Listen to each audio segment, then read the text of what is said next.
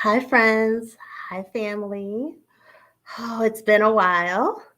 Welcome to Des Moines. To Des Moines, sorry. I was on my mind. But welcome to Divine Honey Podcast. I am your host, your friend, your daily inspiration, Tamika Johnson. This show is about human experiences. This includes thought provoking conversations, and most importantly, our Divine Honey guest. They come on and they share stories about love, life, journey, and purpose. And oh, how I appreciate it. If you're watching live or on replay and you feel inspired, y'all show some love in the chat. Questions are welcome, comments are welcome, engagement is welcomed. This is our space, this is our time. I'm so excited to be back kicking off the show. The first episode of the year in Black History Month. So happy Black History Month, happy Black Excellence Month, and I'm so happy you guys are watching. So today's Divine Honey guest is Monique Avery. She's a professional motivational speaker, DEI expert, resume guru, HR and talent acquisition consultant, and she's an advocate of inflow living. She's spoken at corporate functions, college graduate commencement ceremonies, and has held professional development seminars on the importance of an authentic life. And her mantra is, what is your purpose? Her definition is motivation plus passion equals purpose. And you know we purpose driven on this show. So here we go. Today she will be discussing operating in a life spaces as a Black woman. Mo, welcome. Thank you. Thank you so much, Tamika. I appreciate that introduction. Happy Black History Month, everyone. I am super excited and elated to be here, and this is going to be a great conversation. I'm happy to have you here. Let everybody see your shirt. Represent Africa, the continent, Let me see your earrings. along with the earrings, the Okay. motherland. Okay. I A got little my something on Black History Month. yeah, a little something. I got my black girl magic earrings on. So great minds think alike. Literally. Literally. But this is what I wanted to ask you. What stuck out to me in your bio? Inflow living. What is inflow living? Because I love the way it sounds and it's intriguing. So everybody else might not know what that means. Right, thank you. So, in flow living is basically making sure that you are in flow mentally, emotionally, spiritually, and physically with the gifts that you have in life in order to make sure that there is a perfect balance. When you are in flow on a process or say a job or a trip or even a relationship, everything feels smooth sailing. When it's not, you feel like, you're doing white water rafting somewhere and everything is choppy. So, inflow living is about being in alignment with your inner self, who you are, and making sure that those talents or gifts, wherever it may be, are shared with your community at hand or the world. Oh, I love that. Did you come up with that inflow? How did you even come up with that? Is I what was that's your thing? listening to music one day and dancing, and I was just really in a happy space. Honestly, it was during, I would call it lockdown. And I like being by myself. I love silence. I think that's the best lesson in life is silence because then you can really hear yourself. And I just remember dancing around and I'm just like, you know what? This is life. You are in flow of your purpose. You are in flow of getting your mental health in check. You are in flow with being loving and kind. You are in flow with recognizing your skill set and seeking opportunities that will help elevate that and push you further. And you're in flow because that negative self-talk is not present. I say inflow is really a matter of that negative self-talk being so suppressed that as soon as you create a positive thought, that negative one doesn't even come up anymore. So Mm. it literally happened during, I would say, lockdown, where you really had time to think and reflect and regroup on what it is, on who you are, what you want to do, and what's important to you. Yes, I love that. So, our topic, operating in life spaces as a Black woman. And I love how you hit me up. You're like, hey, I have a topic because I've been wanting you to come on the show because I always tell you this. I feel like any room you ever walk in, you're a light. And so I was so excited when I saw that you wanted to come on. So, why did you want to speak on operating in life spaces as a Black woman? It touches me personally just because every day in my life, I realize I operate as a Black woman to the world before I operate as Mo. So Mm. I wanted to come on basically to share my story. I know there's a lot of minorities or women who may feel the same way that I do. I just felt like it was time to share my story, be authentic, and not keep something in that I know we've had personal conversations where a lot of times is the way you're feeling as a Black woman in this country with things going on in the media, with microaggressions at work, you don't feel valid. And year 38, I'm like, I've realized I've operated the majority of my life in spaces that were not created for me to thrive in or for people per se to give me a seat at the table, where in a sense I have to demand it because I do have the right in Mhm. order to sit there. So I just wanted to share my journey and story with everyone to just bring us together, because a lot of us have so much in common and we hide it and we're silenced and we think it's not present, and you realize you have more of a connection with a lot more people than what you give yourself credit for. 100%. So, when is the first time you realized you were operating in a certain way, whether that be code switching or not being your authentic self to fit in a certain space, and knowing it was because of your skin color? 7th grade, I went to school in Iowa, and I went from one side of town, which was predominantly Black, where I would say that if you look at the racial makeup of the classroom, it would be 50% Caucasian, 50% Black. And I switched over to a different side of town where the schooling, a lot of people know in that community, is a lot better. I remember reading books where I'm like, they have brand new editions. I was the Mhm. token Black girl in the classroom. And it was a shocking effect being 11, 12 years old, going from a platform in a place where everyone in a sense looks like you, or you feel like you're connected and you're not an outsider, to being told, hey, she's not challenged over here. This is what was Mhm. told to my parents. You need to open enroll her into this school because she's not learning anything over here. She doesn't even take books home, and she has all A's and one B. Mm. So me switching to a school, I was ecstatic. I'm like, great, I can learn more. I'll be up, up to speed with things. And to get over there, you're surrounded by so many white faces. And you Mhm. start to question who you are, how you look, how you dress, where you come from, the way you speak, the music that you listen to. And I found myself at an early age wanting to fit in because I operated the first 6 grades of life not worrying about whether or not I had a space in a classroom or a school. And here it is where I'm just like, I am one of maybe 40 Black students in this entire school. And I really felt as if my voice was suppressed. I actually had a teacher who would never call on me. When it came time to putting people in groups, she would always leave me out and literally said the only thing Black people are good for is laying on their back and having babies. Oh, So wow. to be exposed to that type of racial hatred and prejudice at such an early age, it molded the way I saw myself, the way I conducted myself. Everything was about, what are they going to think of me? I never operated in a space before of going into school or a store as, you're a Black person and people think X, Y, and Z.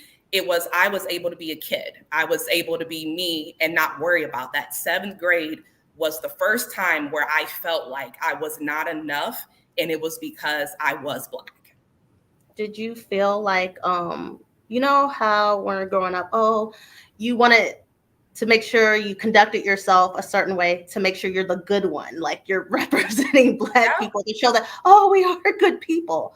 yeah. Did that ever even come to play, even like as a kid? Like, oh, I have to represent us in these spaces. Yeah, middle school is where it came to that light. It was, don't use certain words that you may use around family, Hmm. or just your community. And it was really like I became then the representation of all Black people around me or in the world, or God forbid, if there's another Black person doing something, I'm the one like, oh, hi, okay, well, yeah, I think they're just upset today. Or it just became where you just felt like you were responsible for everyone who looked like you, because every time there was something negative that was put out, or a song or athlete doing whatever, people are coming to you going, hey, Mo, what do you think about this? And it's like, just because I'm Black, I don't represent all Black people. But then in the same aspect, you feel like you have to represent them in the best light Mm-hmm. for the small handful that honestly act no different than any other ethnicity when people want to just, act frivolous. So it definitely was, I would say, a burden on me, a lot growing up, of trying to figure out where I fit in, who I represent, feeling like Mm-hmm. I need to represent Black people. But then I have Black people who say, well, you sound like a white girl, so we don't want to talk to That's my you. favorite. Yeah, and white people who, well, you're not light enough to be our friend, or, well, we like you, but our parents don't like Black people, so you can't come over. So So it's yeah. Oh, I have a couple. There's people saying hi to you in the chat. Gorgeous Eats, happy Black History Month. Happy Black History Month to you. Um, hi. Lavisha Cherry, she said great points. And then Travel with Coley, she said, Mo. Hi, family. Hi, friends. So do you think, so you and me are both from Iowa, and at least where you were at, you're saying 50% in the classroom, white and Black. And I didn't even have that. I'm like two in the whole school or the whole grade. So I know that had to be like a shock, though we both had family in common where we went back into our communities. So Right. explain how you go into this world of, being a minority, but then you get to come back to your own community. How was it going back and forth, or even going back? Do you feel more comfort once you were back into your own community? Honestly, I would say I spent a lot of time at my grandmother's house, so my community was that neighborhood. Hmm. Most of the kids were bused to the same school that I was going to for middle school. So the handful of kids that I did play with in the neighborhood, we could come back home and it's just like we could be ourselves. But I did find that there were elements of school and being around other cultures that we did bring back into our neighborhood. I became a really big fan of like rock music and pop. Me too. And I remember I wanted the Britney Spears album so bad. Now, mind you, the year prior to that, I'm listening to like Jodeci and SWV and Tony Braxton, Mhm. Heavy and Genuine. And then the next year, it's like, I got to listen to Britney Spears. I got to have boys, what is that? Backstreet Boys, NSYNC, 98 Degrees. So I feel like we did bring things back. I'm grateful for the exposure to different types of Yes. music because I love it to this day. But I will say, coming back in my own community, I didn't I didn't really notice the change too much because the ones that I worked, I was exposed to, my playmates, they went to the school with me. Some of them did, and then other ones who continued on with the middle school I started with, they never switched up in how they treated me, how we spoke with each other. There might be banter on song selection and choices, but then after a while, they're like, you know what, this is a really good song. So I would say that it wasn't hard coming back to my community. The only difficulty is when you have someone who's never been exposed to you to know you on one side, and then Mhm. they only see you on the other, thinking that, oh, she thinks she's better because she goes to this school, she dresses this way, she attends these type of events. Those type of individuals I had difficulty with, because I'm like, I was going to this school to get a better education. I wasn't going to say that I'm better than you. 100%. So now you have this in middle school, going over to high school. High school is like your informative years where you actually start forming your opinion of yourself and all these things. And there are certain habits or thoughts you pick up that you have to break as an adult. So, how was it navigating in high school, your high school years, teenage years? I will honestly say I hated high school. Other people Mm, may say differently.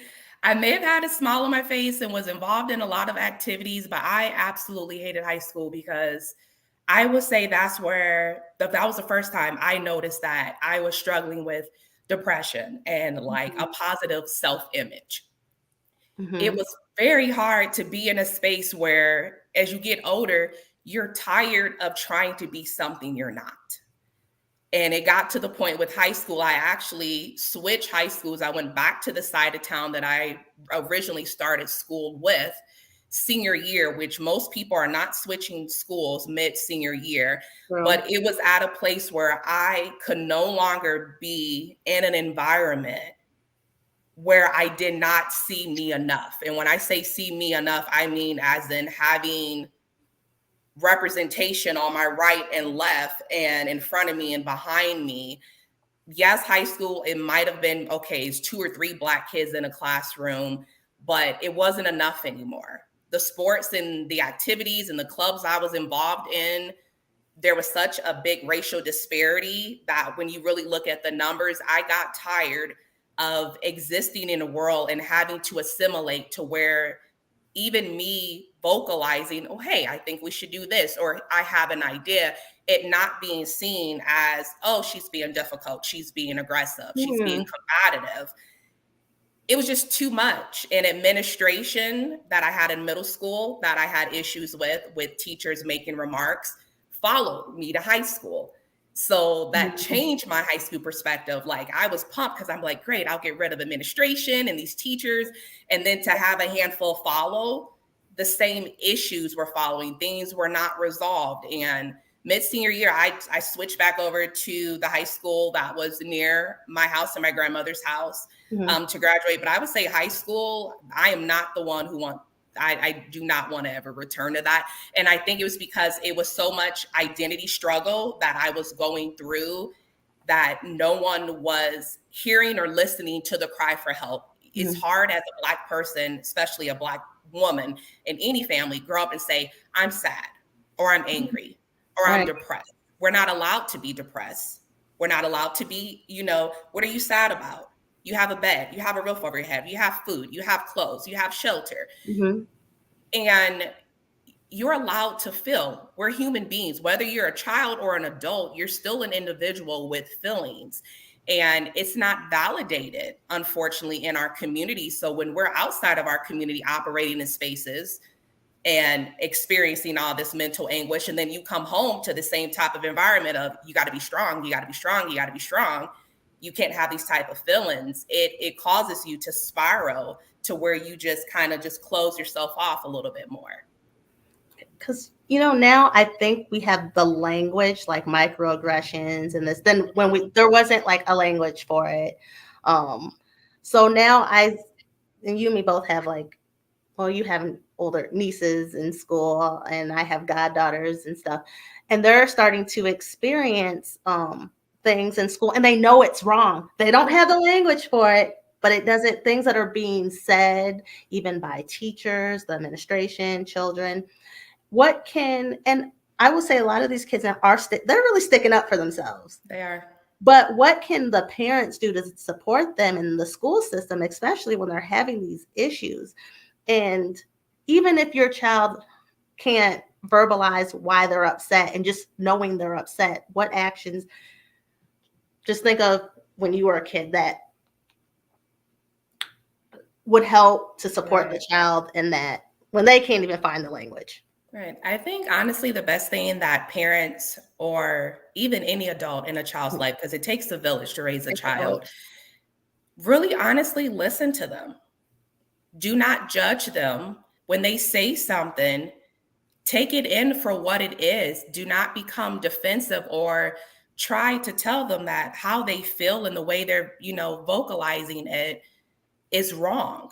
I think the biggest issue that we have in the Black community is that it's hard for Black parents to be supportive of Black children who are going through things in school because it is something that they've also encountered as well. So to them, it's become a standard of life where it's just, this is how things are, this is how they're going to be, this is how I need you to be. even if that is a cycle that is going to continue outside of their power, listen to them. If your child says, I'm sad, okay, why are you sad? Let's try to get you some help. There's this big stigma of therapy in the Black community where no one wants to do it. For the most part, it's religion and tradition. Oh, I'll read my Bible. Oh, I'll go to church. Oh, I'll do this. Faith without works is dead. So Right. you can have faith that things will get better and change. However, there are other avenues that you can expose your child to in order for them to productively and freely express themselves and even bridge that gap of miscommunication that you may have with them. Disregarding what a child is saying or how they're feeling, or they start listening to different music and watching different shows, their mood changes. Like, when a child is different. Mhm. And it's really about listening to them, giving them a lane where they feel protected to come to you and speak and not feel judged. Often children don't say anything is because immediately they're judged, or they have said something and that parent is all haughty and puffy. And then you're just like, why tell my mom or dad something? They're not going to listen. They tell me I don't have a reason to feel this way. And I would just say, parents, be more proactive with being active. If a child is saying something, listen to them. If they can't talk to you, find them someone they can speak to, and don't feel slighted that you felt as a parent. It's a success as a parent when you're giving your child different avenues or different resources in order to thrive and succeed. Yes. And another thing I actually wanted to add, because we're talking about like the therapy part, and just a key at heart, she said, love that on therapy and with children, Mo. So Thank yes. you. Yes, that was Brienne. I do. Brienne, she didn't know your full name was Brienne. That's where the joke comes in. But what I was gonna say, one thing I actually wanted to say, because we're talking about like the therapy and the stigma in our community, but the one thing I do want to see, like going through the there, you and me both gone through the therapy journey, and we have a Black therapist. Mm-hmm. That does make a difference because we can speak the way we need to speak, Right. and that's just personally was a thing for you and me to be able to speak and be comfortable and all of those things. But also, I want to say, like, going through this journey, meeting amazing people, Black women are doing the work. I Yes. want to give a shout out because a lot of us are really working on ourselves and breaking generational curses. And I personally want to say I am proud of y'all. Y'all doing a good job. You really are. We are taking back our power, our strength, our mental state. We are honestly learning to be authentic and to let go of the traumas that have been passed down to us generationally and what we have encountered ourselves in our lifetime. And that's huge. I do not think people understand the magnitude of how important it is that Black women are standing up and saying, I realize I need help. I receive and accept that help, and I Mhm. am better because of that help. That is so crucial right now in this day and time. Is a lot of our habits have been passed down to us. It's behavior. Yeah. Traits that we have that we pick up from family and community, and some are good and some are bad. But again, just like Tamika said, kudos for us doing the work, not being afraid to do the work. And it is very key to have a therapist that you can relate to. I tried therapy, different states, Mhm. different avenues for years, always had a white therapist. And there are some fantastic ones out there. Yeah. For me, it just did not work for me. I left feeling more of a fraud and discouraged than anything else. Finding a Black woman therapist has been life changing. I refer to everybody. So if you are in the Phoenix, Arizona area, hit us up. And we have an awesome therapist We're by the name talking of about the Marlo story. Whitson, by the way. And she's incredible. You're able to authentically be who you are, and you do not have to dim your light. And she sees that, and she'll call you out if you are dimming your light. So I appreciate the work that we are doing. I know the last few years have been tough for everyone, so people are trying to find their lane. But yes, I'm in alignment with Tamika. Us doing the work, this is something that a generation back is not heard of. So we're changing the game one Yeah. generation at a time, for sure. And I do respect even like past generations. I actually do understand. Um, I get it. They're trying to survive. Yeah. So now hopefully we can break that so people are family in front of us, they don't have to live in survival. And maybe like people like example like my mom, how she sees how I conduct myself, she learns. She'd be like, you know what, I'm taking a cue from you, I remember you said this, and it'd be something I said from therapy. So leading by like example. Mm-hmm. And then I actually there's so from Web Silo online marketing, hashtag microaggressions. She said, I agree with Mo. It was definitely a thing growing up with the daily cultural marginalization groups we had to deal with. And then It's true. someone said, shout out to Marlo, Shay Woods. Hey, Hey. Shay. So, yes. So, how did this? Now you're getting into adulthood. So, you're getting into adulthood. You have to transition, like part of your adulthood, you're going to college. So how to in that lane, because you got everybody, depending on what college you went to, you got everybody from different places. Even if you were all from Iowa, I went to Iowa State, so agricultural. So even though I'm from the same state, I went to school, college with white people that were from the farm and had no Yep. exposure to Black people at all. And then I had um, people that came from like Chicago, Atlanta, and they've never been around this many white people. But I'm like in the middle. So what was your experience and how did you operate in a college space? It was identical to yours. I went to University of Dubuque, go Spartans. And I would say it was no different than my hometown with school, except for the instance of having individuals from the farming communities who have never encountered any type of diversity. I remember there was a sociology class I was taking with a guy. He was in ROTC. He's from this small town that's like 15 minutes from Dubuque. And his first encounter with seeing Black people up close was in school. And Mhm. that was just so mind boggling to me because I'm like, well, you've been 15 minutes from this town that does have, even if it's 3-4% diversity, something. You're 20 minutes from the border of Illinois, 20 minutes from the border of Wisconsin. Like, you're a few hours from cities that have culture. How have you not been exposed to this? Because he would come to class, and I remember there was a young lady from Chicago. They ended up getting into it because he wanted to touch her. Mhm. He had never seen a Black person up close before. He was like, my graduating class was 21 kids. Yeah. We were all white. Our exposure to Black people is if someone had a satellite dish, we would watch BET. Hmm. So they were really shocked that everybody was not a rapper. Everyone wasn't a video vixen. And for him, his grandparents had told them, like, our skin comes off if you touch it. Interesting. So his exposure, I remember, and the girl actually ended up becoming my roommate 2 years later. But I just remember her going off, and I'm just like, oh God, I just want to get credit and get out of here. Like, why does he have to do this? And jumping in and being that bridge where I'm like, okay, I understand where you're coming from as a Black person. Why is he touching your skin? Why is he asking you these questions?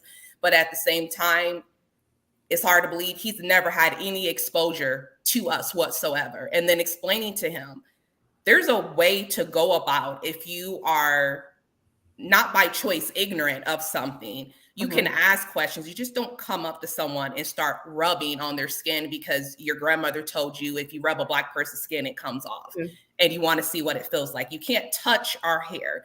Like, you have to ask permission. And a lot of times is if you're curious, pull us aside and have a conversation with us. Say, I don't have much exposure to this, but can you enlighten me? I want to know. So I would say college was pretty much the same as high school. My mom had already warned me that I would encounter people who had not had any exposure to Blacks, to Hispanics, to Asians whatsoever. Mhm.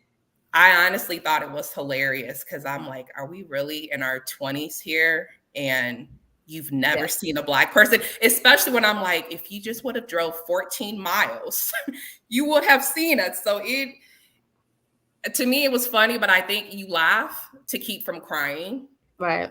when you really think about how sad is it that we live in a country, in a world, in a community where everyone isn't celebrated and everyone has ideologies, negative Hmm. ideologies of another person that they have had no experience with. So I would say our college experience, in a sense, was very similar.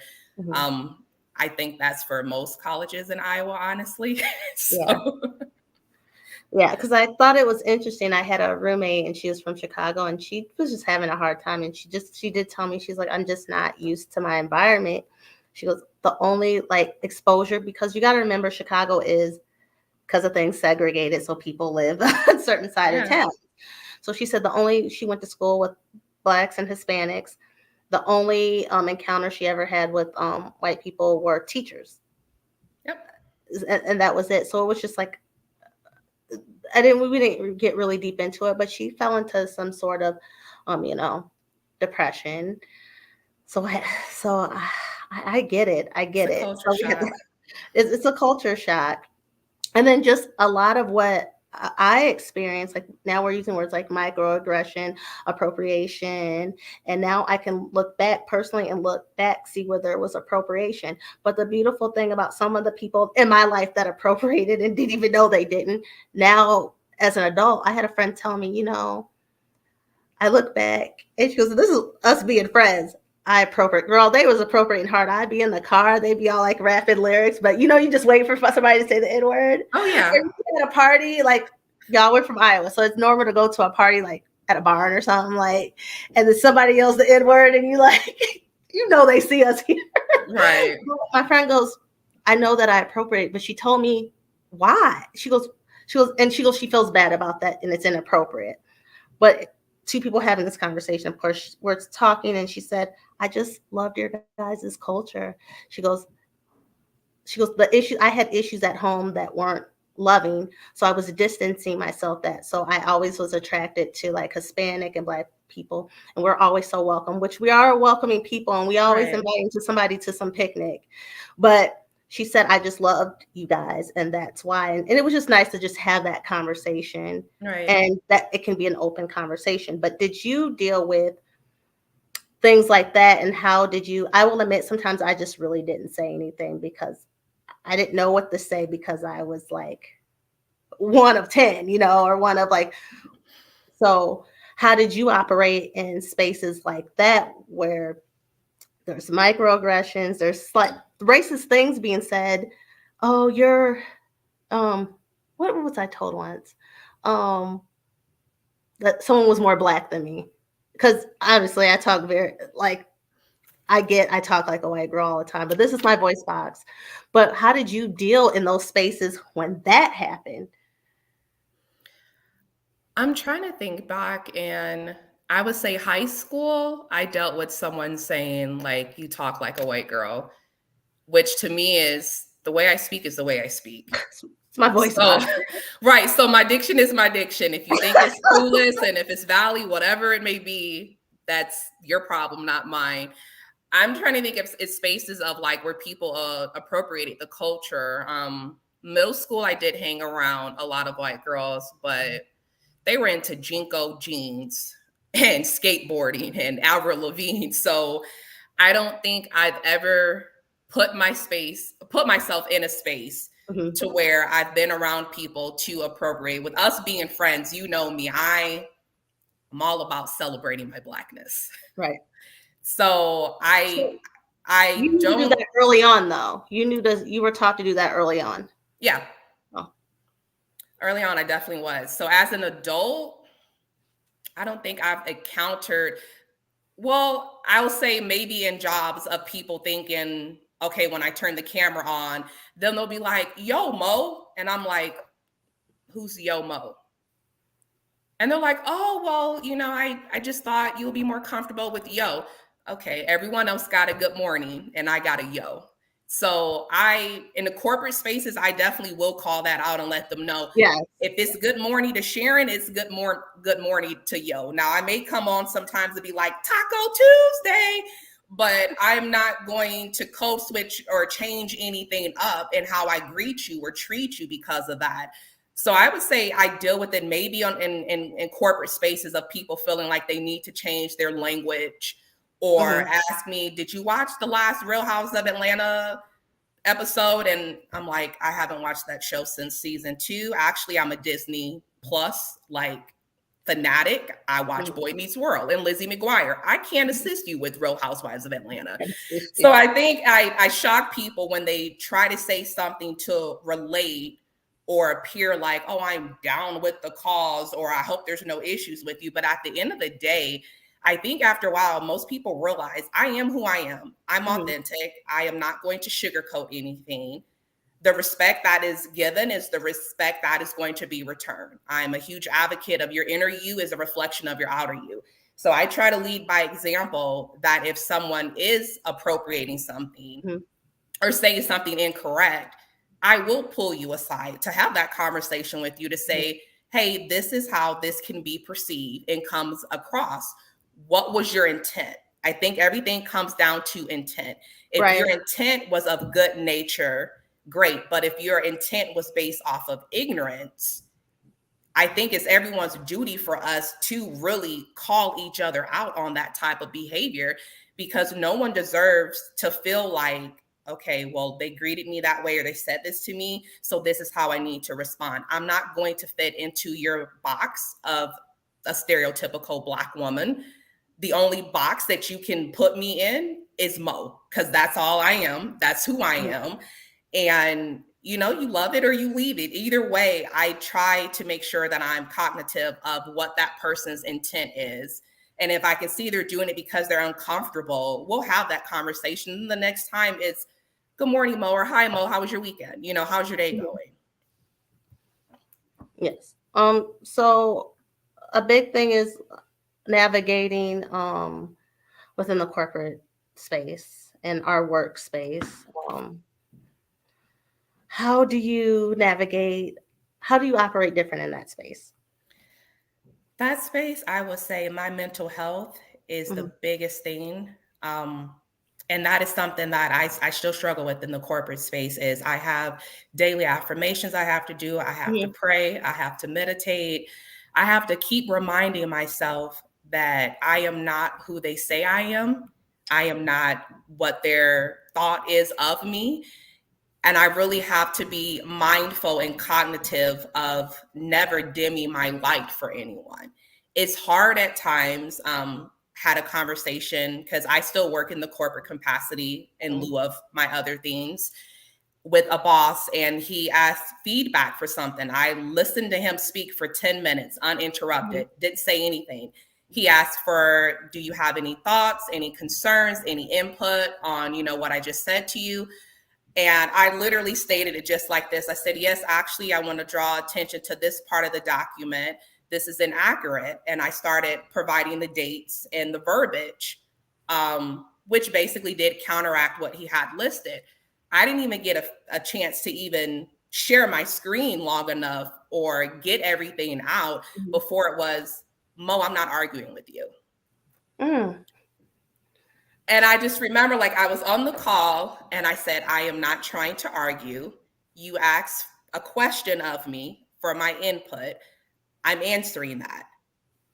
This isn't an argument. I know what I heard. And I said, I'm not arguing. I said, this is a conversation. You asked me a question and I'm responding back.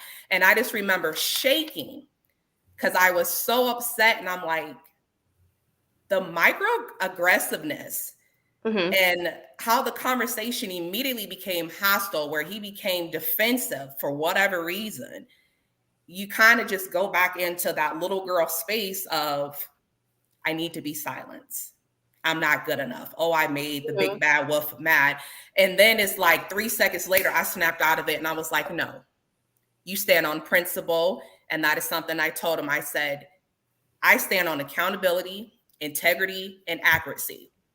So if you're going to ask an opinion, if you're going to ask a question, and I go to give you an answer, to cut me off is very inappropriate. And I just realized, like, you are still in an everyday battle with not being able to express who you are and how you are. Because anytime I get feedback at work, it's, Mo, you're a positive person, you're light, we love being around you.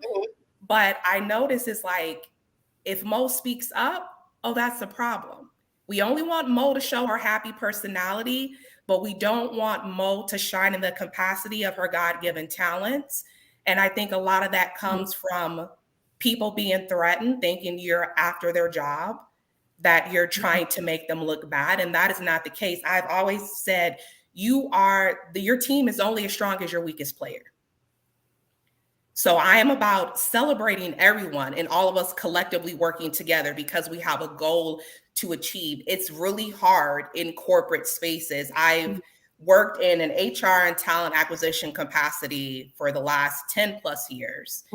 And I've worked for some of the top IT companies, and I've worked in all different industries. And I can say that every single job, there are times where I'm met with this conflict of, I cannot answer in a professional manner, or even just give feedback without them feeling like I'm attacking them. And then it gets to a space of, wait a minute, I'll just use the name Joe. Don't work with a Joe, by the way. Joe can literally say the same thing that I'm saying, actually more passionately. Voice can be elevated. And it's, Joe, that's a really good point. Yes, we'll take that into consideration. I can say, well, I think, boom, cut off. And it gets to a space where you feel like you're not seen. So operating in that 8 to 12 hours out of the day, people think working from home is less. You actually do more at home than you do in office. Right. But that space of me constantly having to pray, meditate, have my incense going, my diffuser going, allowing light to come in when there's so much darkness that is coming at me for no reason. Because at the end of the day, I walk in obedience. Obedience to one's true self and spirit is wealth.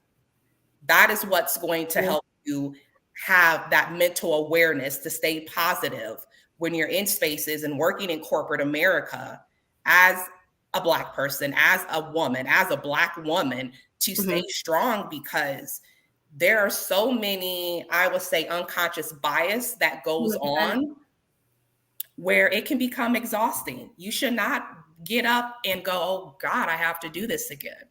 I love helping people. I love giving people an opportunity to jumpstart their career.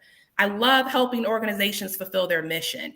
It becomes just absolutely daunting when they want to dim your light and you know why they want to do it, and they don't do it to your other counterparts. That becomes frustrating. I don't allow it to get me down. I just say, okay, it's time for me to navigate and move around and take my talents elsewhere.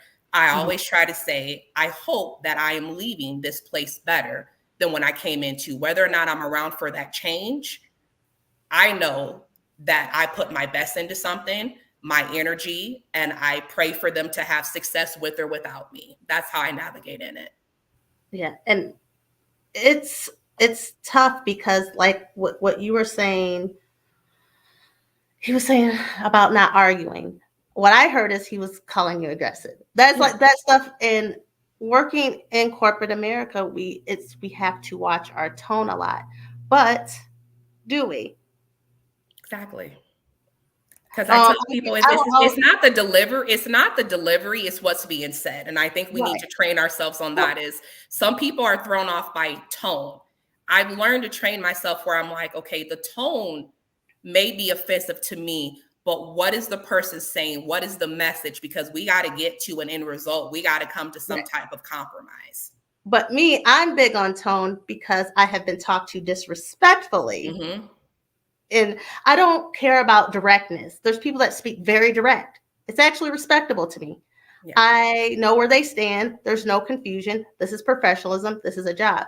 But when you're being condescending and this and that, and like, so I actually don't like that tone because It's triggering. Yeah, and I'm thinking, why? Why are you comfortable? My thought is, why are they comfortable? Comfortable. Why is anyone comfortable? So now you know what, like being in corporate America, I know a lot of us deal with imposter syndrome Yeah. being there. So where do you think that comes from? Um, I think imposter. Well, first, I want to draw attention to Lavisha. Her question is it they are intimidated by us or just truly believe we're not educated enough to have an opinion? I think, honestly, it is both. It's an intimidation of they have been taught that they are superior and they know more, and we may be ignorant and have less education. And honestly, I think some of them do not want to hear our opinions in any light or some form of fashion. But Tamika, what was the question you had for me? I'm sorry, I just wanted to make sure we got Oh to no, Lavisha. okay. No, well actually let's go to the comments because I had missed some. So let me just go down some of the ones that I see. Um, I can pull them up. Yes. I am not who they say I am. That's I right. love that. And Mo, are you able to see them as I pull Mm-hmm. them up? Okay, Yep. that's awesome. So, yeah, I love how you tell people how to treat you and Yeah. talk to you in a matter of fact way. We need more people, more of that. And we have to teach people how to treat us 100% in every area of our lives. This is just what it is. This is how Yeah. I require to be treated. And if you don't want to deal with me, That's how it is. that's And how it that is. and the thing is, in telling people how you want to be treated, like I always say, you can be constructive without being destructive. I I like don't, that. you know, Yeah. I don't have to tell you in a manner into which you feel slighted or disrespected. I definitely can express myself in a manner to where I think you can appreciate it. Because even if you're offended, I'm going to draw you back and I'm going to say, okay, what about my statement or my tone or my messaging is triggering for you? Because a lot of times, if you say upset to people be upset, they automatically think conflict. I'm going to say trigger because it triggered a response and it triggered a negative response of you reacting negatively towards me based off of what I'm saying. So I'm constantly asking people, like, what is it that I'm doing that's triggering you? What is it that's getting you to a place where you have to feel like you have to defend yourself and there's nothing to defend? Because at the end of the day, we're all great at what we're great at. I will never tell some, like, you can be, there's people who play soccer. I will never go to a soccer player and be like, oh, you don't know your craft. I'm going to applaud you for knowing your craft. However, soccer player may not be able to stand in a room full of 10,000 people and speak the way that I can. So it gets to a place where it's like, I recognize and I appreciate everyone's talent. It's a matter of not feeling threatened by that talent. A lot of time in corporate spaces, they are threatened by our skill set, our talent. Black women is statistically proven we are the most educated group among, I would say, well, Blacks, especially when it comes to men. So a lot of us have 1, 2 degrees, higher education, certifications, and it's that intimidation of you're going to come in here and take over. It's not my job to come in here and take over something that is your lane and meant for you to be in flow. It's my job to contribute to it because that may be my journey and path at the time onto my destination. So I think it's a matter of standing in your truth, standing firm in it, and not feeling like you're the bad person if someone tells you otherwise. I have left companies on principle. I don't care what your name is, what your brand is. I will not be disrespected. And I always tell people this. It's a way of your enemies will then become your footstool. And I say this to say is it's not me stepping on anyone. Anytime that there has been a job or a person who has come against me, whether it's been like, we don't want her working here anymore. Okay, this is terminated. Okay, oh, well, she put in her notice, so she's voluntarily leaving. At the end of the day, everything that they have taught me has helped elevate me to the next level. Because what I am learning is how not to treat people, how not to speak to people, how not to take from people. We have to be in a constant state of overflow. So if I've dealt with an organization where I felt like I was becoming drained, that next organization or any a person I encounter even at the grocery store, I make sure that my actions, my attitude, my spirit is not draining them, because you never know what someone's mindset is when you encounter them. Yes, we're not going to be happy go lucky all the time, but I'm very intentional about how did that make that person feel. I do the same with my mom. We'll argue, we'll go at it, we'll hang up, and then I'll call back and I'll be like, I know you love me, I love you too. Like, because at the end of the day, the conflict is not worth it. I think operating as a Black person in this country and in corporate America, we have to stand proudly to say, I'm not successful and I'm not intelligent because I'm Black. I'm successful and I'm intelligent because I am who I am. And I work hard at it, and I recognize it and I embrace it. That's what it is. We need to embrace the greatness that we have, regardless of what the world says, regardless of how they try to rewrite history. We have to walk in who we are and to not deviate from that. Every morning, I have a sticky note above my laptop that says, I have the power to create change. Me being me can create change in a community, in an environment, in my family, whether or not is we are collectively coming together. I have the power to create change. I affirm myself every morning that I am in charge of me, no one else. I am obedient to myself and my spirit.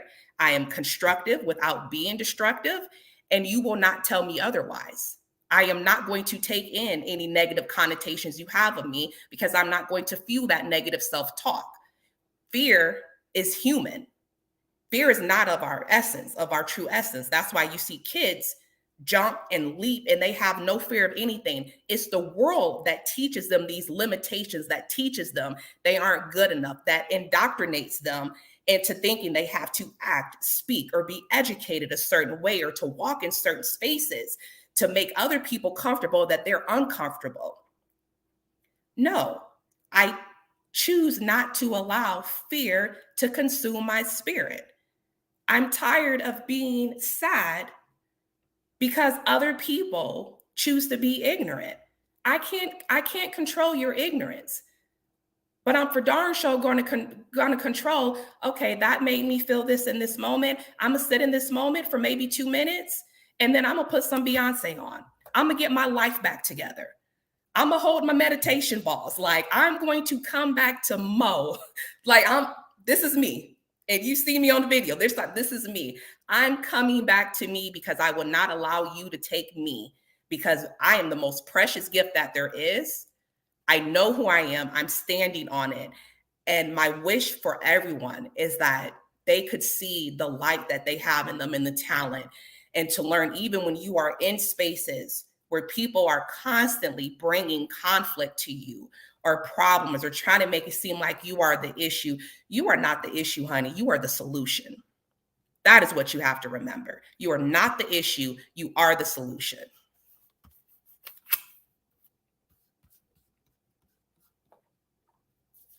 Tamika, your microphone is muted.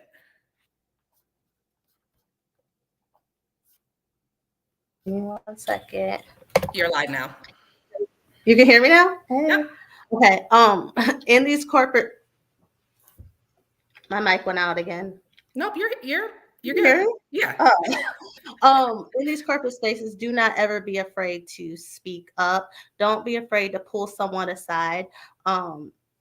Even asking someone when you're having this conversation, how would you feel if I did that to you? Sometimes you have to flip it on them to humanize it. Right. And sometimes that's with all people. Some people can't see if it's not their experience, or if it's not them, they can't see it. You gotta humanize it, show it, flip it. Like, how would you feel if I da da da? So you have to call it out. You have to call it out. You cannot let.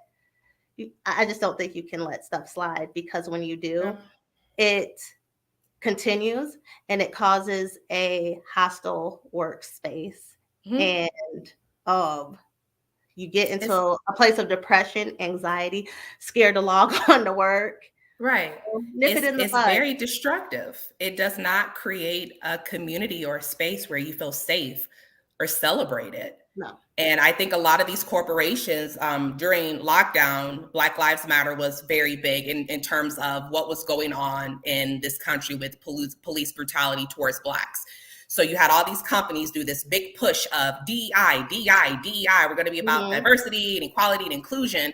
And then now you see they're shying away from it. To include people is the humane thing. It's not a fad. It's not a trend. It's not something that you can just pick up at like the 99-cent store and put back down as if it's irrelevant.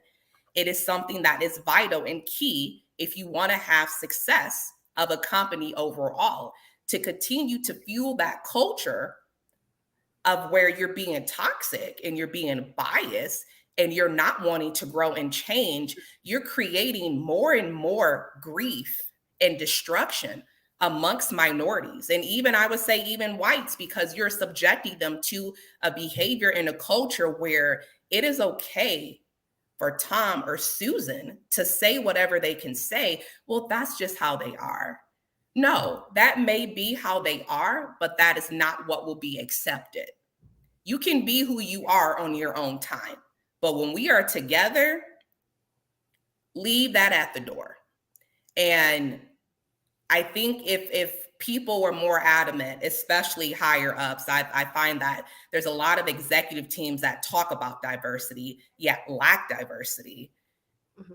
You have to stand for what you state. Like if you say something to me, I'm going to hold you accountable to those words.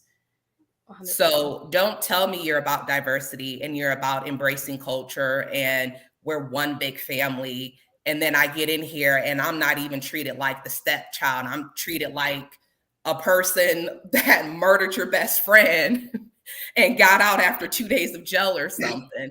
It's corporations have to stop the way that they're conducting business, because they have this term called the Great Resignation. Mm-hmm. And I think it's people are resigning to the fact that they value who they are and the company doesn't. We are resigning to the fact that we don't have to accept being less. We don't have to accept getting paid pennies. We don't have to accept being disrespected. We're not resigning from the work. We're resigning from not authentically being true to who we are to be in flow. Mm-hmm. We're resigning from fulfilling your stereotype of what you expect us to do, working us like animals at times. We are not going to do it anymore. We're not taking it. And I think that is honestly just becoming the norm across the board, is we're fed up with being fed up. Life should not honestly be this hard. Yes, there are going to be obstacles out there, but it should not be this hard. And I think it is because it's rooted in that ignorance. And with people being ignorant, I've learned people do not like to be uncomfortable. I have become comfortable with being uncomfortable because that means growth is about to happen. 100%.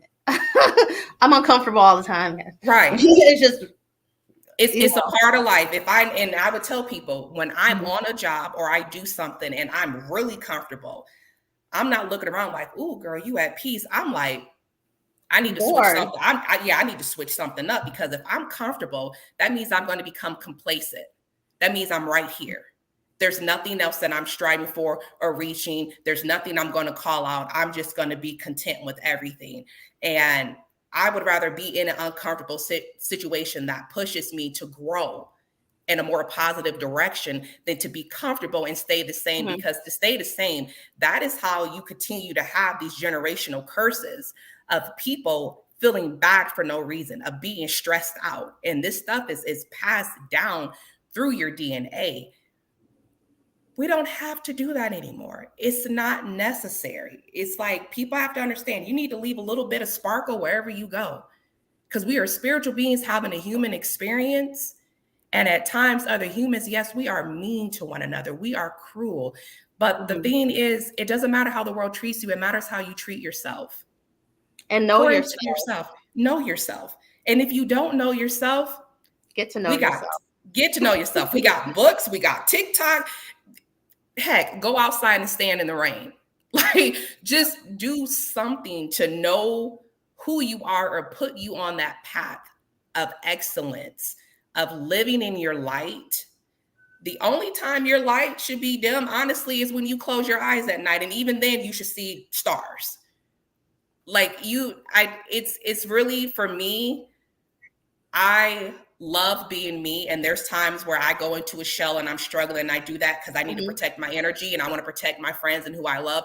I don't want to give that off. When it's time for me to create a space to talk about what I'm going through, I will, but be protective of your energy.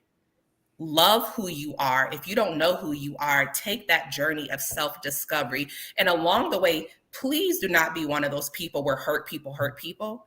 Why push that type of energy into an atmosphere to where your hurt is now going to cause several generations of hurt for someone else? It's not necessary. It stops with you. 100%. I like what Just a Key at Heart said, and it's white people that need to practice being uncomfortable more. Yeah, when you start to get into like race and like calling out microaggressions, because it's hard for some people, they don't Right. think they're racist or anything, so it's a very hurtful thing for them. But here's the thing, we're not here to, we can't comfort you on that. We can Right. have a conversation and educate you, but I'm not going to comfort you or anything. You got to be uncomfortable.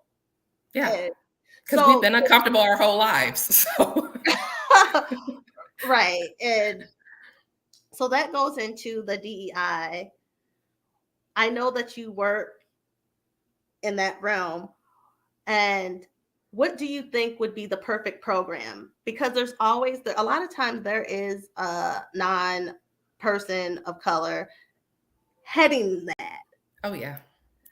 So the perfect program, um, just explain what that is, everybody. I think everybody knows what that is, but what in your mind would be a great program if you could perfect it? If you were the head of it, and what would you do, and what would it look like? For me, from an HR standpoint, I would definitely have training on unconscious bias. Mhm. And I would do in-depth training. I would not give someone a position of leadership based off of credentials or experience. Like, I'm gonna put you through 12 to 18 months of training, because you have to basically rewire what someone has been accustomed to and what they have taken in. Say if you've had a 20-year career and you're 40, well, you got 40 years of stereotypes that need to be undone. Can't do that in 12 to 18 months, but I can definitely try. So I would start with HR, with unconscious bias, in regards to name discrimination, because a lot of times these resumes are thrown out because, oh, that name sounds too ethnic. They will definitely, I will focus on the talent acquisition side of, we need to start recruiting from HBCUs. And we need to Mhm. stop saying that those institutions' education is at a lower standard than the PWI, which is acronym for private white institutions. So most state schools.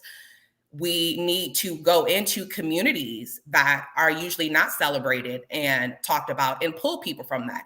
Anyone can learn anything that you teach them if you give them the tools. So I would start with the HR aspect of unconscious bias, doing training on that, talent acquisition, making sure that we are recruiting in areas that have diversity and we celebrate it, and also training managers on the red flags that they may see in candidates are Mhm. red flags that are honestly a reflection of themselves.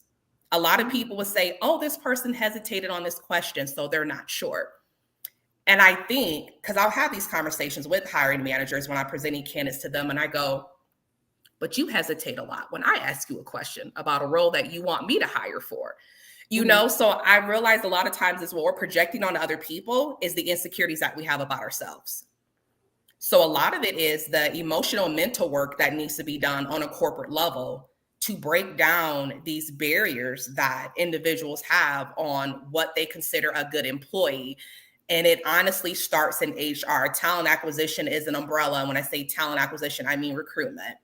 That's an umbrella of HR, but human resources needs to be revamped to, we are not here to protect the integrity and the business of the company. We are here to protect the people who are driving the success of the company. We need to switch that.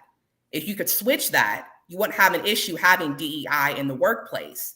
and not having the conflict that is prevalent, because everything was meant with the intent to protect an entity and an institution and not people. And it starts with the people. So yeah, DEI is diversity, equity, and inclusion. And you mentioned unconscious bias. Can you give an example of that? Yeah, so unconscious bias is, for example, I presented a resume and a profile to a manager. The name was an Indian name, and their first thought was, we're going to have to sponsor this person. We're not paying for sponsorship. They automatically assume that by them having a name of a particular origin, that they were not a US citizen. So that unconscious bias is coming across a name or a profile of an individual or whatever school they attended. You automatically assume that they don't fit the criteria that's needed for the job. Unconscious bias, putting someone in a position to where you see their resume, they tell you their skill sets, they can back it up, but you go, I don't really think that she knows what she's doing. So I'm just going to put her at an admin position because I don't think she's ready yet for this senior level role. And it's because in your experience, you've never come across somebody of the ethnicity that has held those positions that this person has had on a resume. So you automatically assume that imposter syndrome, like they're being an imposter of who they really are. Mm-hmm. And you're trying to navigate them into a course at work that is not what they were hired to do, because unconsciously you're just like, there's no way she's good at this. There's no way that he can perform these type of tasks or they've accomplished these type of things.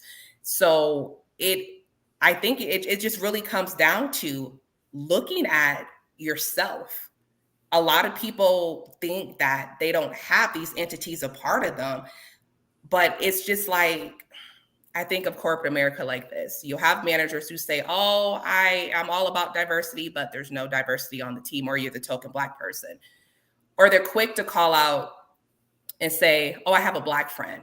I always tell people, you can always tell if you're, yeah, I have a Black friend. And I'm just like, I'm so glad that Sean is your friend, but I'm the type where I'm just like, if you want to know what a reflection is of your environment and yourself, and maybe what you're exposing yourself to, that you generate unconscious bias about certain things or people, look at your timeline. And when I say look at your timeline, everyone has different social media platforms. Look at your timeline. If your timeline is full of diversity and different things, especially things and people that you say you advocate for, then that's a reflection of your inner self. If your timeline is a total different representation of what you say in corporate America, you then have to think, I'm seeing visuals and intake in audio, and the imagery, things that I'm streaming, things that I'm watching are perpetuating a stereotype of one ethnicity over another, of one skill set over another. You really have to be conscious of what you're taking in, because what you take in becomes an outer reflection of you that you unconsciously don't think about. So we've covered the workplace and growing up, but what about spaces where we operate in relationship? And I'm not even talking about even just romantic relationship. I'm talking about in friendships, relationships in general. How are we operating in that space? I would say for me, I think I still struggle in some of those spaces because I just have to be more consciously aware of what I say or how I can come across, how it may be portrayed to some people. I think as Black women, we are getting better at being kind to one another. I think a lot of times as we were taught to be in competition with one another, where we were very destructive towards each other instead of loving. So I think we have come to a place where we are celebrating each other, which I think, the hashtag Black Girl Magic has come into play, where we are recognizing that there is enough room for all of us in the room. There's enough room for love and talent and friendships and in family. And we don't have to be in competition with one another. A lot of times as families create that dynamic between relatives of, my daughter can do this, my daughter can do that. Yeah. And they're comparing, and it gets to a point where you lose the passion for doing things that you like because you're constantly being compared to someone else. And it starts at home. That's where that competition of Black women pitting against each other. It starts in our own community. I think we're doing a great job now of Yeah. celebrating each other and calling each other out in comments like, why are you hating? Why are you Right. so negative? If you don't like it, keep going. But can we just say kudos to you and celebrate our sister? But I agree with you being more kind to each other. I will say I'm always been a girl's girl, so I've always have a tribe. I have many tribes. Everybody's for different things. I have a group. I have a lot of support in women. I have the Trinity. I have my tribe. I have my friends growing up. But Black women, especially in my adulthood, have been a support to me and have looked me up because, like you, I'm coming from a space. I wasn't around except for my family, but majority white people, and you get lost in that, like how you look, how you should behave. It's very Right. confusing, and to finally go in a space of like supportive Black women, um, I think we're doing like really good Yeah. supporting each other. We've come a long ways because guess what we all have in common? We're on a healing journey. Yep. And when you on that ride, so operating in that space, that's where my comfort is. We can keep it real with each other. And going back to kindness, remember sometimes being keeping it real with your friend, you were brutal. I had friends that were brutal. I was like, that hurt my feelings. I'm a Pisces. Like, I didn't even hear what you said. I heard you ain't shit. That's all I heard. Right. But I think we're getting to a place where we can still be ourselves because some people are more assertive. And we're still that, but we're kind. Yeah. We're kinder. We're It's kind. coming from a place of love. Anything that comes from a place of love, another person, no matter what your background, you'll receive it better. And if they don't receive it, and you know you did the best you could, You that's leave it all you can alone. do. Leave it Yeah. alone. And You'll that's why I pick it like up our when you're ready yeah. for it. And that's why I Go like ahead. our friendship because I know there's times I'm very blunt. I'm a Sagittarius, by the way. And I know at times you're just like, bud, you're too much. Like, I need to get off the phone. And there's times we get upset with each other and we'll get I'm like, off I'm and gonna we'll let send a y'all go. text and understand, like, I get what you're saying. I'm just not ready to receive it. Or it made me feel some type of way. We have no problem apologizing to one No, another because at the end of the day is we want what's best for each other. I think often is with Black women and the way we navigate relationships, we're so passionate about yes. our friendships that sometimes it can seem a little overwhelming to the other person if they're not ready to receive what it is that you're saying, especially if it's the truth. Mhm. A lot of times is I give truth, I give it with love, but any of my friends know me, especially family, like if you're going to ask me a question, be prepared for a truthful answer. I'm not going to sugarcoat anything because at the end of the day, I'm trying to help you, not harm you. And if I know sugarcoating is the way you just keep floating and la la la la la la la la, no, we are trying to get to a place where we are healing and growing together and moving in that journey. Yes, Katia, yes, a healing journey. That is what we are all Yeah. going for. And I think the spaces that we're operating now in friendships and any type of relationships is we're holding each other accountable. We're loving on each other. We're loving on ourselves, but we're also giving each other that space to where it's she needs to be by herself right now. Mhm. She needs to figure it out. I am here. She knows she can lean on me in this capacity. So having that availability from a distance, because sometimes you have to love people from a Yeah, distance. 100%. And 100%. we are being respectful of that now. Our culture is not the type to be like, ask what's going on and then we let it go. It's usually, no, tell me what's going on. Tell me what's going on. Now it's just like, I don't have the mental capacity for that right now. And we But let that's it go. communication, though, Yeah. to just say that. Now I think we're learning how to communicate. And I think we even had a mentality of just cutting people off. Okay, I don't just but I understand everybody has their own thing. I will if I have to, but I will have a conversation. I'll always have a conversation with you. We can resolve conflict resolution, or we can decide we're just going to go our own way. Right. And I mean, if you stab my mom or something, I'm probably not going to talk to you. I'm probably coming Right. after you. That's all. That's like extreme stuff. But I will always have a conversation with you. I'm learning conflict resolution. I'm in another organization, and that's what they were trying to teach conflict resolution within the Black community, Yeah. that we were lacking that.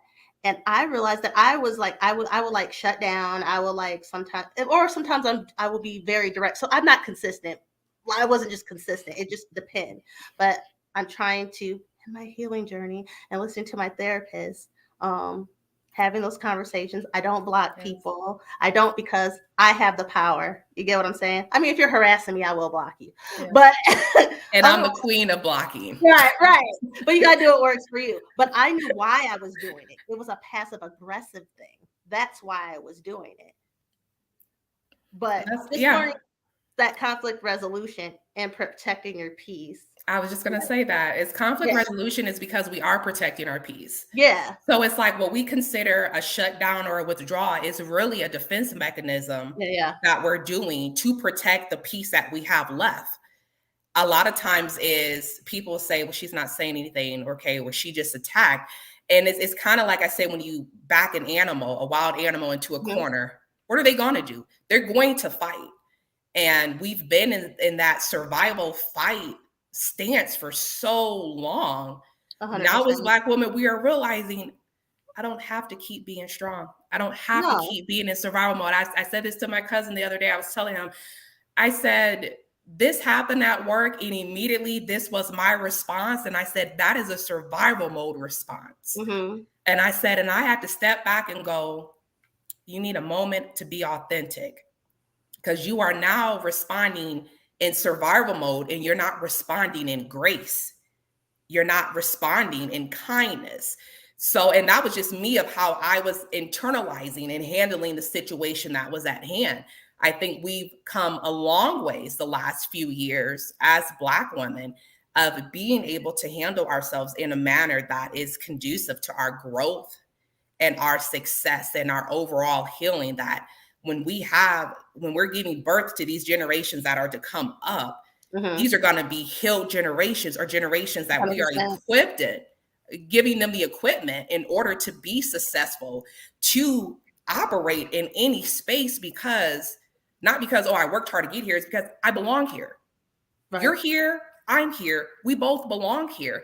I don't have to act a certain way or speak a certain way or talk to you about a certain show or present that I got this type of degree or certification to prove my worth, because me being here is worthy enough.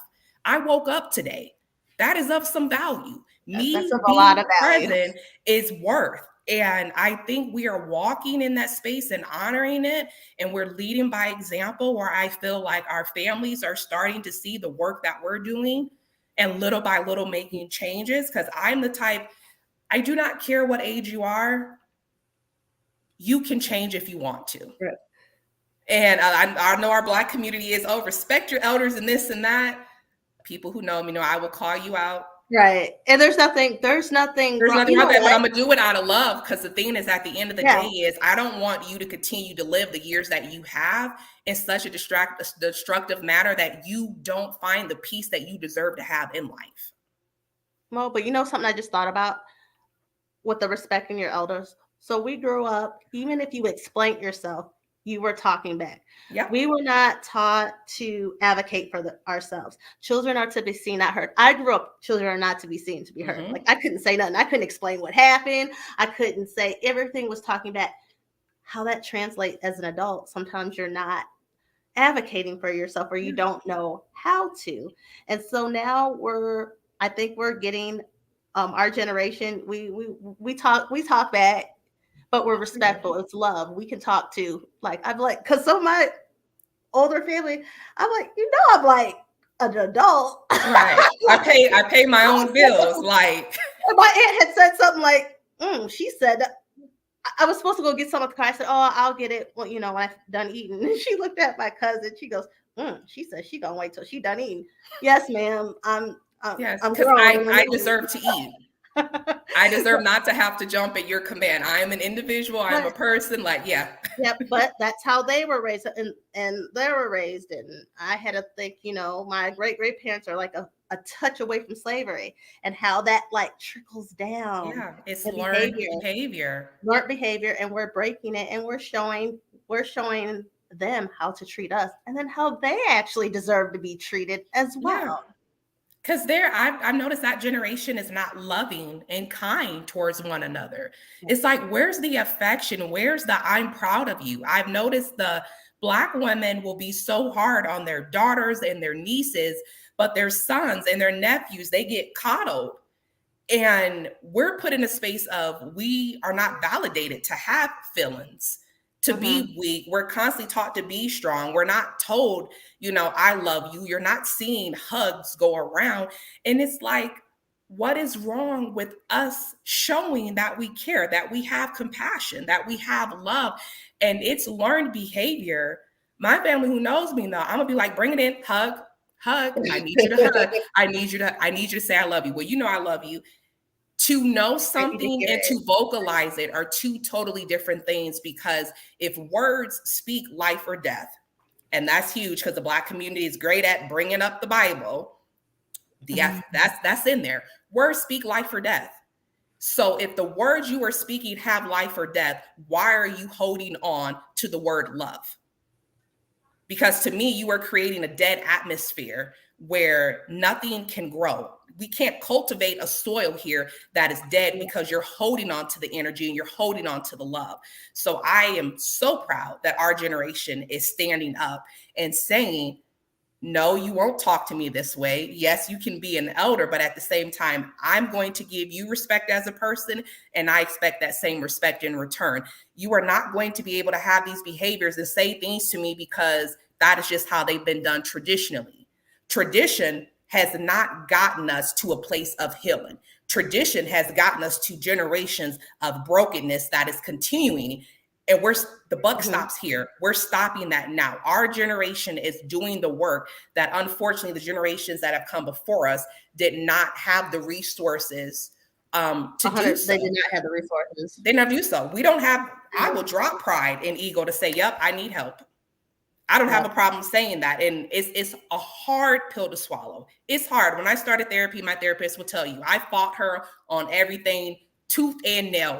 Nah, you're not right. What you ain't gonna do? Yeah, my friends know my motto for a few years was what I'm not gonna do. And I'm like, what you gonna do? I had to go for what do you want to do?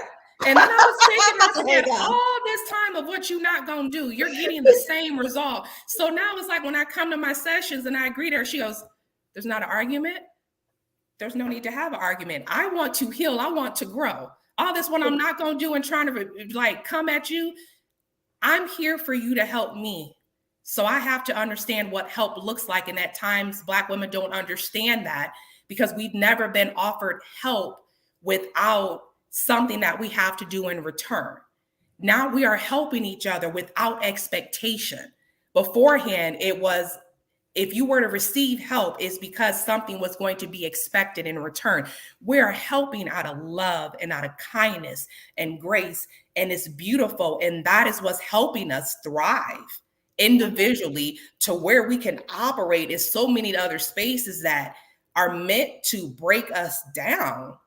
Because systematically speaking, the system is not for us, but we're learning how to operate within that to say, I don't care what your laws say. I don't care what you say, corporate. I don't care what this person says at the grocery store. At the end of the day, when I lay my head down on the pillow, I am happy with me. I know who I am. I did the best that I could today in the capacity that I had. And that's what I'm proud of. And that's what we're going to continue to stand on. So the last thing so we talked about operating like in friendship relationships, Black women with each other. So how are we, I feel like because of the help that and having tribes, our friendships, right. It does help us operate in our romantic lives. A lot of us are really thriving. We're thriving even with singleness. We're thriving being single. We're thriving in relationships, and we're learning communication, and we're learning all these things. So how, in your opinion, do you think we're operating within singleness and in our love lives? Well, singleness, I can't speak on. Right. I could probably speak more on singleness. But I'll speak on the singleness. I would say in relationships, I think my significant other seeing the journey that I've gone on, the pain that I've dealt with, what I've overcome, the healing that I'm experiencing right now has allowed him to be able to receive the help that he needs or take the steps in order to make sure that he's whole, and things that he did not think that were possibly holding him back, he's learning to regroup on and to say, hey, wait a minute.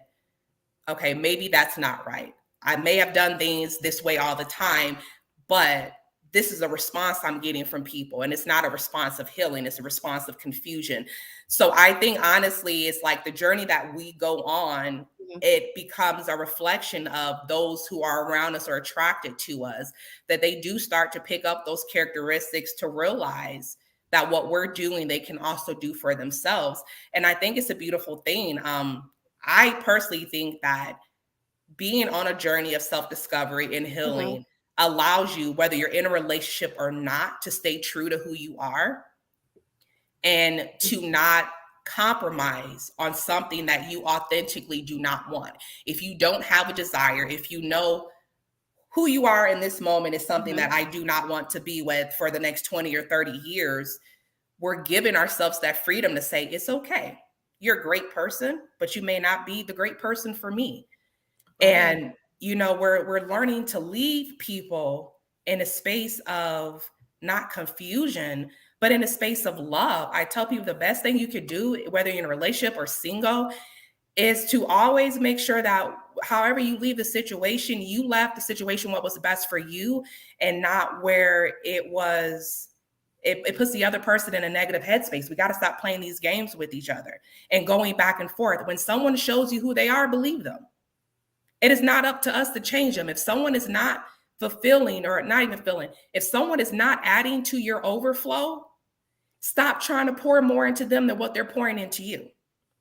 It's not going to work. Mm-hmm. Healing is what is allowing us to have relationships. And even as single, you still have a relationship with self. It's 100%. allowing you to be comfortable and to love on who you are, and to know that you do not have to tolerate something that is not in your spirit. You do not have to settle. We have been taught to settle so much and Mm-hmm. to be grateful for the bare minimum, that people are shying away from what it is they truly desire. You do not, the creator will not endow you with desires and passions if you are not supposed to have them. And 100%. I'm a firm believer that we are doing the work to attract those people. And even those that are not on a path of self-discovery or healing, unlike ourselves, Mm-hmm. we're not allowing them to stay around as long as we used to. We used to deal with a lot of friendships and conflict a lot longer. And now Yeah. the time is getting shorter and shorter. And people are going, okay, well, this relationship ended and I want one. And I go, yeah, but I remember when you were in a 4-year relationship and miserable for 4 years. Now you only dealt with this person for 4 months. So You're getting now better. you're You getting get better. better. You're affirming who you are. You're walking in that light. You're not tolerating what it is you don't desire. So it's like, I tell you, it's not about the destination, it's the journey. Right. And we're now taking journeys that when we hit that hole in the road, we may fall and sprain our ankle, like I did a few weeks ago. But you get back up, you wrap yourself up, you heal, you learn now, let me look down and up so I don't fall in a hole. It's you're Right. learning how to navigate your own life and create your own path. And that's the thing that we have to remember. At times I have to keep reminding myself is my attitude determines my altitude. 100%. 100%. And when your attitude is crappy, everything around you is going to smell like that and is going to seem miserable. Life is not about what happens, it's about how you respond to it. I We have choose, control. People, yeah, I wanted to add that because some people are like this happens. Sometimes we have control. We have more power than we think. right. I We can have a only lot more control power. me. I'm not interested in controlling somebody else. I know what I'm gonna do. Yep. And what if I'm going to do is it makes me happy. And if you can think, however, if you're miserable, that is you. You have to work out on you. At the end of the day, I can only be the best version of me, and I Mm-hmm. can't worry about someone else. And at times things, they do affect me. And I have moments where I break down and I cry. And I tell people during those moments, because so many people go, oh, shake it off. You just want to be strong. Treat it as if you're ill. When you're ill, you stay in the bed, you watch your favorite show, you're eating your ice cream, you're having your orange juice, you're taking your meds. When you are mentally down, treat it like you're ill. Do things that you do when you are normally sick to make yourself better. Don't push that hurt aside. Live in it, feeling it, so you can know how to deal with it, and dealing with it in a healthy manner. Notate, I feel this way when this happens. Each time something like that happens, you're going to stay in that moment less and less. It's not going to be, oh, I'm in bed for a whole week and I'm depressed. It may come down to, well, you know what? When things happen at work or the world that gets me down, I'm down now for only 2 days or maybe 2 hours. If you know certain type of music puts you in a certain mood, okay, put that music on. If you need some encouraging words, honestly, create a different social media account and start following a whole bunch of positive stuff and log in and make sure your timeline is everything that you're seeing is positive. Feed positivity into your mind, because the only darkness comes because we allow it. And I know with mental health, there are times that you'll have a chemical makeup where you cannot help it and you're doing what you can. But anything that you actively can try to have control over, fight for it, because you're worth it. You are worth that fight. No one is going to fight harder than you. You can have praying grandmothers, you can have healing hands, water, all of that. But the only person who is going to save you is you. If you are drowning, I need you to lay on your back and I need you to float, because you are worth living. You are worth this life. You are worth your dreams. You will not be given dreams and aspirations that they are not to come to pass. He does not give us something that we are not supposed to experience ourselves. We are not seeing things other people are experiencing and doing and thinking, okay, that is for us. The things that he sees for you are for you, and they will come with obedience. The reason why so many of us are struggling is because we are not obedient to who we are, our task at hand. We allow life to distract us. We get spirits of procrastination that come in, and it makes no sense. At the end of the day, you'll go, why did I self-sabotage? We are afraid of our own greatness, and it is time we snatch it back and say, this is mine. I receive it. I declare it. I decree it, and I'm going to live it. Because living a life of struggle is not the business. Adulting is hard. But at the end of the day, what are you doing with it? What are you doing with your time? What are you doing with your spirit? What are you doing with your mind? It's so easy for us to give advice, and it's so hard for us to follow it. So I will invite ourselves often. If you're on the phone and you're giving advice to someone, start looking in the mirror so it can come back to you. Words are powerful. If you are going to speak life into someone, you make sure you are looking at yourself so you can speak it back to you. Because often what we speak out, we are then fearful of having it for ourselves. We are afraid of our own greatness. How crazy is it that you have been shown what you're going to see and the views you're going to experience and what you're going to climb and the end result. And then how dare you be afraid of it? How dare you be afraid of how great you are? That's a crazy concept. You already know what's in you to be successful, but you're afraid of it. But you'll wake up every day and walk in failure. You'll wake up every day and be mediocre. You'll walk up every day and go, I'm just going to do what I have to do. I got to pay these bills. I got to do this and that. And I do it myself, where I just think, oh, I know who I am. I've already been given the vision. I know the end result. So why the hell am I afraid to walk in that? I would rather walk in darkness without a flashlight, without a phone charger, without anything. It takes nothing to walk in your light, but it will cost you everything to stay in the dark. That's what I'm saying again. It'll cost you nothing to walk in your life, your light, but it will cost you everything to stay in the dark. Everything. Oh, right. Keep that, Mo. I hope you wrote that. Can you remember that? If somebody writes that down, okay, because that's a good one. Oh, so, okay. Yeah, that's why I said we got to come to a place where we celebrate who we are.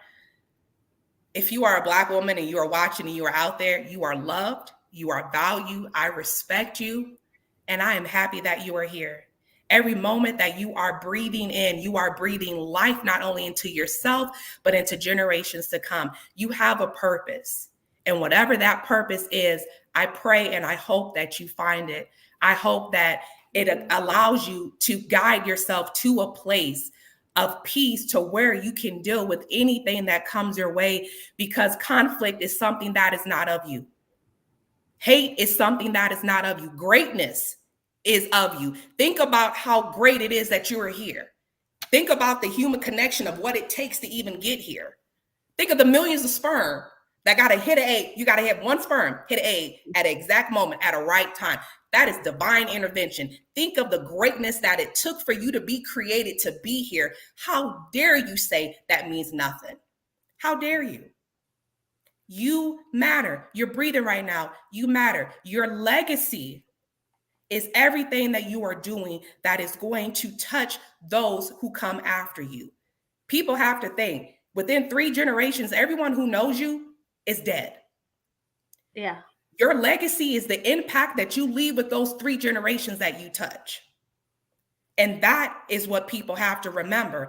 I know for a fact, like the legacy that lives within me, things that I do for my grandmother, I know that has been passed on. She loved to cook. I love to cook. My love is shown through cooking. But my thing is, I also know too is I'm going to leave an impact for the next generation to know you don't have to be scared of being scared. You don't have to be scared of being great. It doesn't matter who's in your corner or not. As long as you are fighting for you, baby, know that Mo is out here shouting into the universe. I wish you well. I wish you peace and I wish you success. Somebody is always going to root for you, and you'll always have somebody who's going to root for your downfall, but it's what you give energy to. Do not give energy to the downfall. You give energy to what is at the end. At the end of a storm, you see what? A rainbow. Give energy to that. And you know why it's so many colors? It's a representation of who we are. It's a representation of our light, of our aura, of our spirits. Mm-hmm. And that is something that we need to remind ourselves of. Every day is hard. You know, one day I can be up, the next day I can be down. That's but okay. I know it's okay. But I know I am not staying in those moments as long as I used to. I'm going to put some music on, whether it's cooking. The way I deal with my anxiety is I love cooking. If I'm upset or happy, I cook and I clean. That is a way for me to calm my mind. Whatever you have to do to calm your mind for you to get centered, to understand where I need to be, where I need to go, and how I'm going to get there, please, by all means, do it. Find some resources. It is so much that's out there online. Our information is out here for you to contact us. Please do it, because we are fighting for you just as much as you are fighting for yourself. You are not in this life alone. It is a reason why we encounter the people that we do. But at the end of the day is you can only be you. Love who you are. Live out your dream. Imagine the life that you want and walk in it and receive it. I love that. Uplift this song. Ain't no stopping us now. Yes.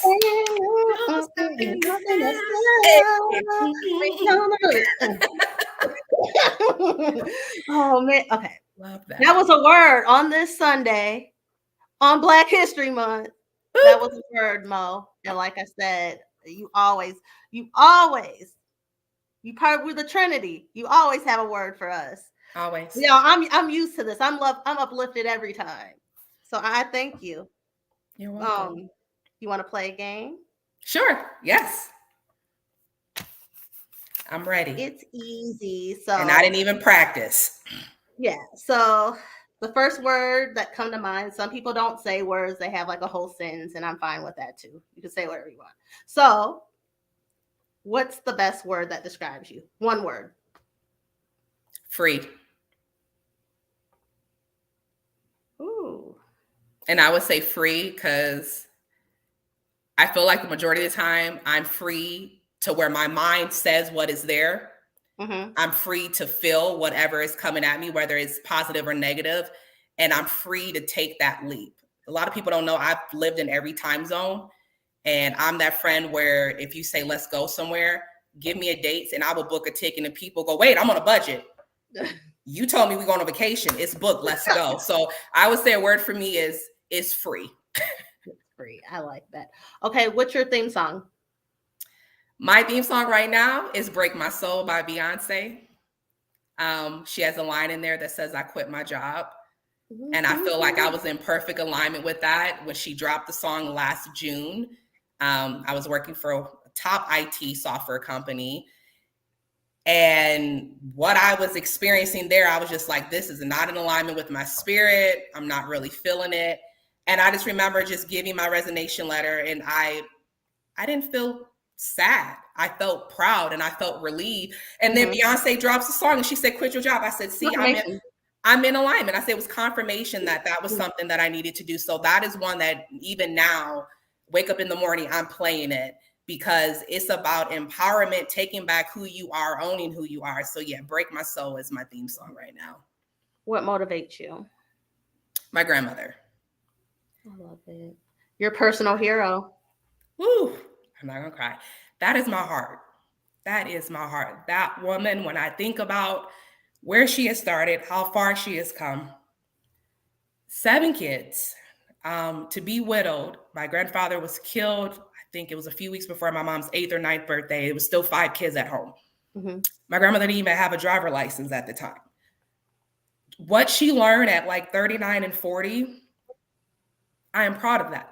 What she went through living in Alabama before relocating into the Midwest, I applaud that. I stand on her hard work.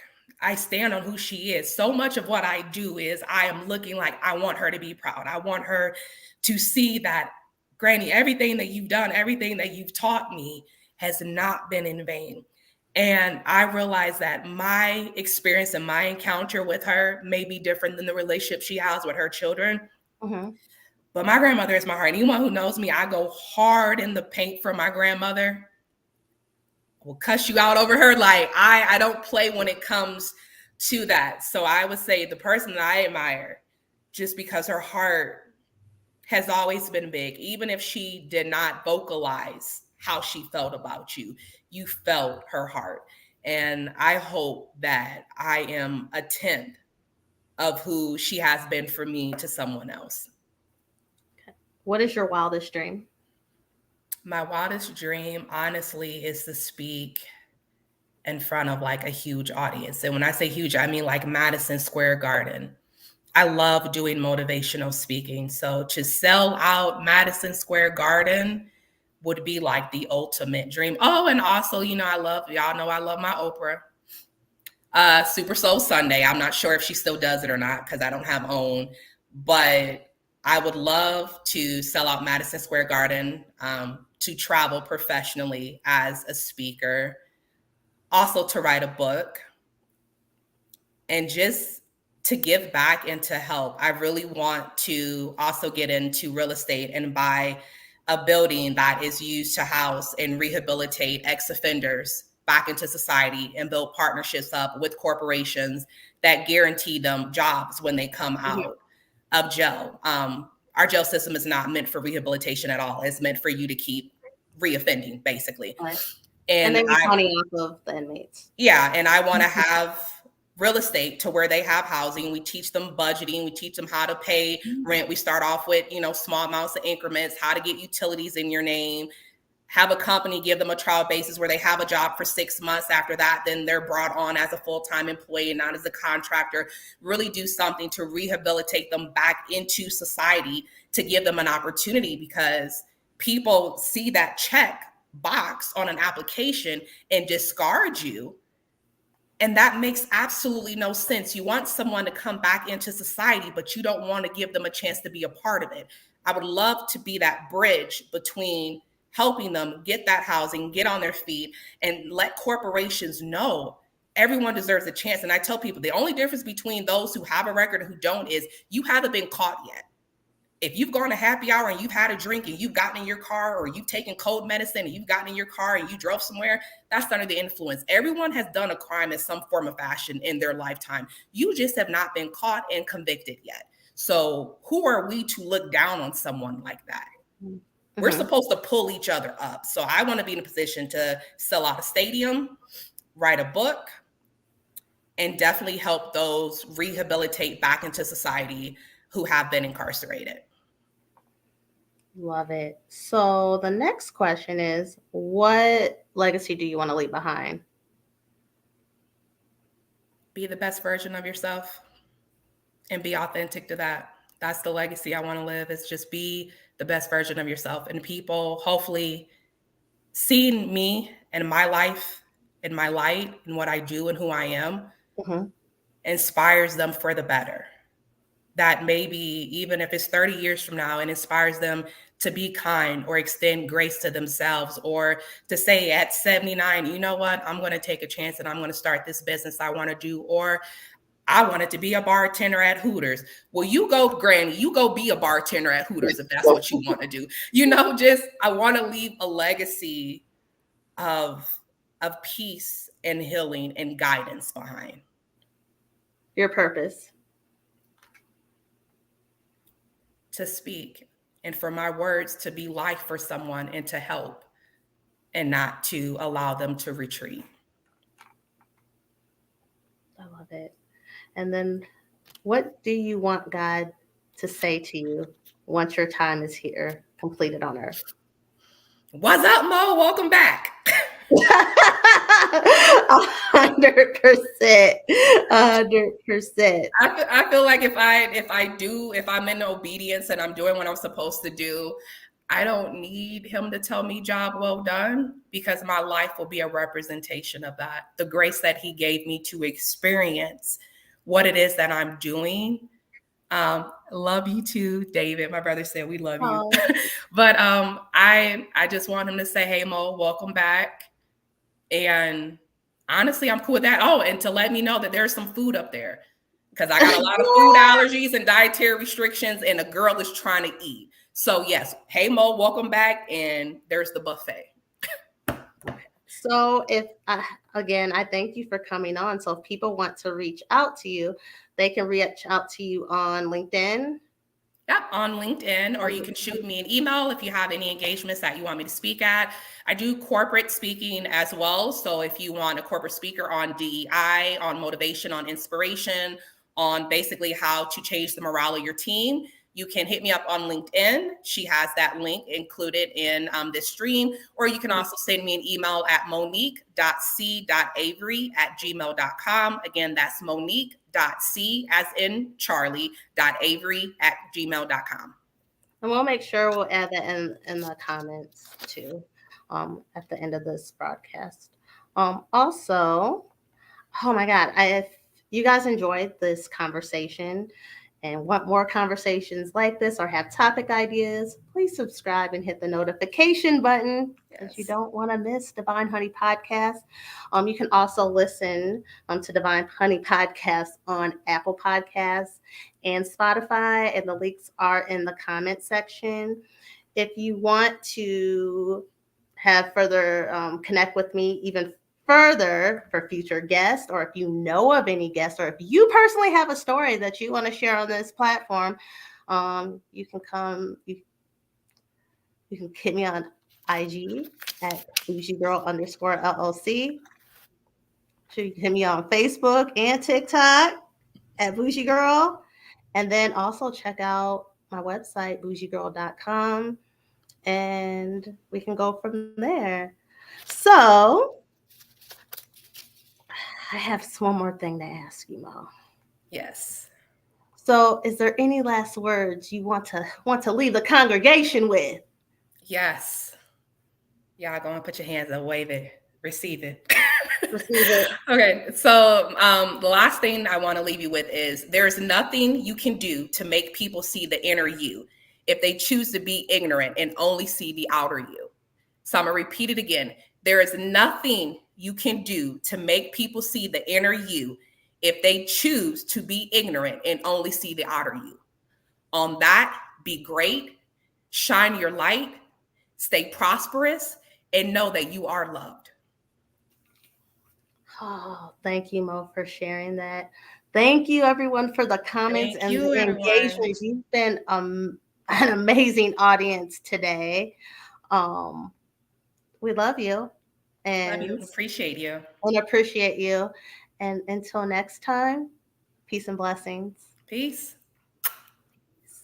Happy Black Excellence Month. Hey. I need that to be a thing.